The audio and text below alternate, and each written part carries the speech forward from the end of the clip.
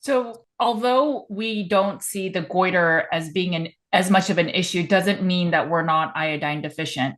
Yes.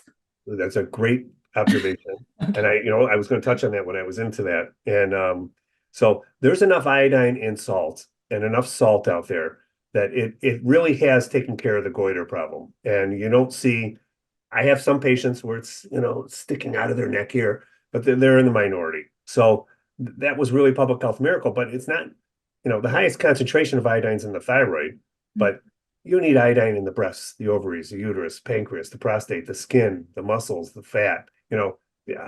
Thyroid has, what is the number? Like 1 or 2%. I might be off on this. It's in my book, but a small percentage of the body's total iodine load. The highest iodine loads in the muscles and the fat tissue. And but the thyroid has the highest concentration of iodine because it's so important. You can't make thyroid hormone without it. Right. But all the glandular tissue, you can't make hormones without iodine, any of them.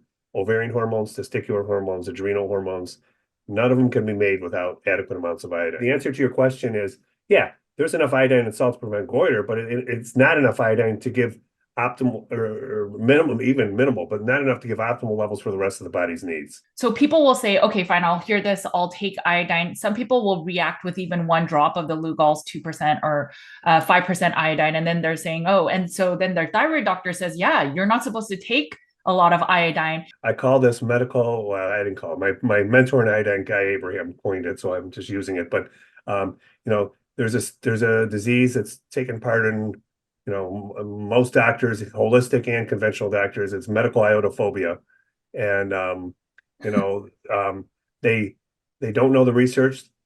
They don't know the science. They don't know the physiology and biochemistry behind it. And one of the complaints with iodine is, well, it causes autoimmune thyroid disease and Hashimoto's and Graves' disease. When iodized salt was brought in, the research and the interest in iodine kind of just evaporated. Now, it was in the late 1920s, and shortly after that time is when pharma started to make its push for drug therapies. Penicillin was brought out, and the march of pharma control things, and iodine being a natural substance couldn't be patented. Of So course. the interest in it just kind of faded, and it was just gone. So part of the demonization of iodine is people don't know about it. In med school, I don't know if I was taught about iodine, or if I was taught about it, it was probably a one or two sentence thing that iodized salt was a great public health miracle and iodine deficiency was a thing of the past. Well, it's a thing of the past if you don't check for it.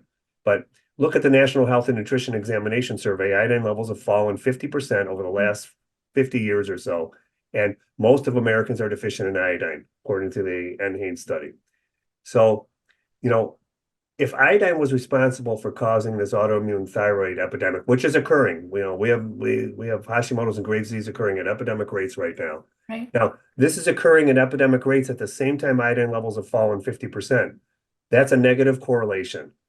Now, that just proves iodine is the cause of that. Now, it might be something else, but it's not iodine. And in my practice, we treat Hashimoto's and Graves' disease with iodine. Hashimoto's usually goes away, Graves' disease gets under control. Iodine was the treatment of choice by my predecessors a couple generations ago for Graves' disease and Hashimoto's. It's all over the literature from the old early 1900s to maybe the mid 1900s literature. And I found it very successful.